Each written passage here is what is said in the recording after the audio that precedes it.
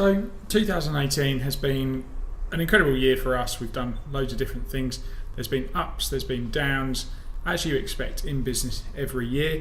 I thought it would be useful to run through some of our biggest lessons from 2018. Hopefully you guys find it useful. So yeah, let's get straight into it. So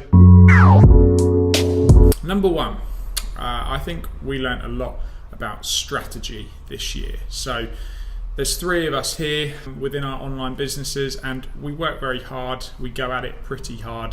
What we found was we really need to have a strategy in place to make sure we're all working together, constantly communicating and working towards micro goals that put together equal to our macro goals for the year. So it really isn't complicated, but to ensure we have a structure in place that everyone is basically working towards the same goal, I think, it's invaluable. It keeps everyone on track and it makes sure, if you are working hard, well, brilliant. It's going to make the best use of that because you could be working like a maniac, 24/7 every day of the year. If you're not doing it in the right way, you're just wasting your time. So, I think the main lesson from this year for us was strategy. We're okay at it, but we decided we really want to get better at it. So, we put set structures in place to review and set monthly targets as well as annual targets. And it's made things a lot clearer and it takes the stress out of everything. I love planning everything out. So the first lesson, strategy. The second lesson, diversification. I've spoken about this a few times. At the beginning of the year, we were hit with some pretty serious trademark issues, which ended up costing us well over £100,000. If you've watched my other video, you'll know exactly what I'm talking about. To cut a long story short, we had a competitor take advantage of maybe our naivety, but it was an underhanded tactic. We launched in Europe last year, and basically a competitor at the beginning of this year had seen that we hadn't registered our trademark in the European Union. We'd only done it in the UK. So he went ahead and did that, costing himself about €1,000. And then he wrote to Amazon and said, I've now got this mark, remove their listings, which they did. It was very expensive. So diversification is lesson number two, because we realised, okay, we love Amazon FBA, but we've got to diversify so that we're not putting all of our eggs in one basket. Because it just sort of spreads the risk. And with diversification, another lesson is don't go too wide. Don't try and do absolutely everything. Diversify, but try and keep it narrow. So try and focus your efforts.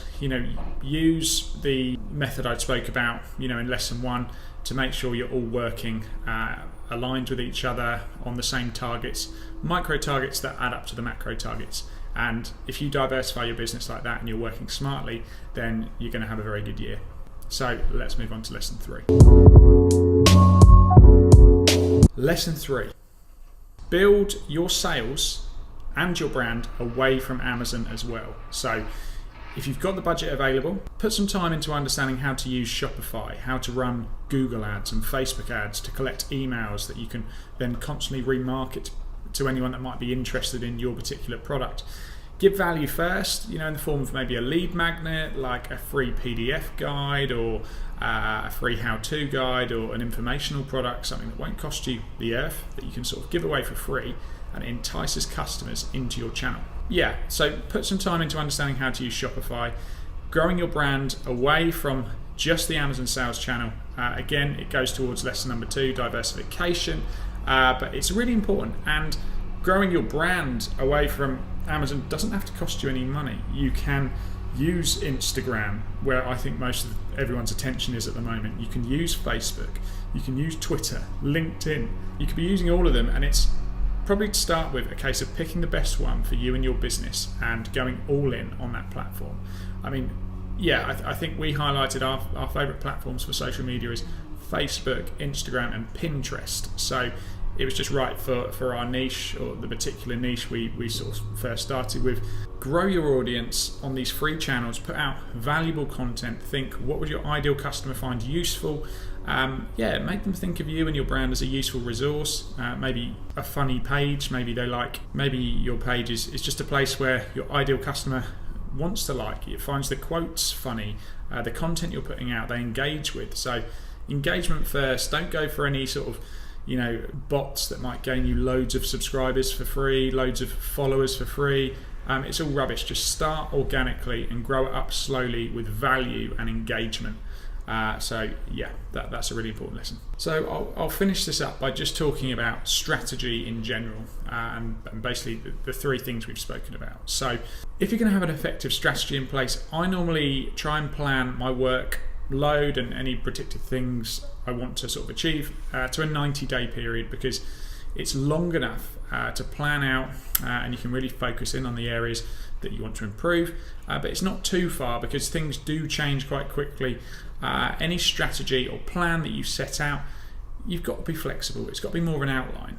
On a Sunday, I'll do something called a mind dump, where I will literally get everything out of my head onto a piece of paper. So yeah, it just gets everything out there. Then I'll look at everything.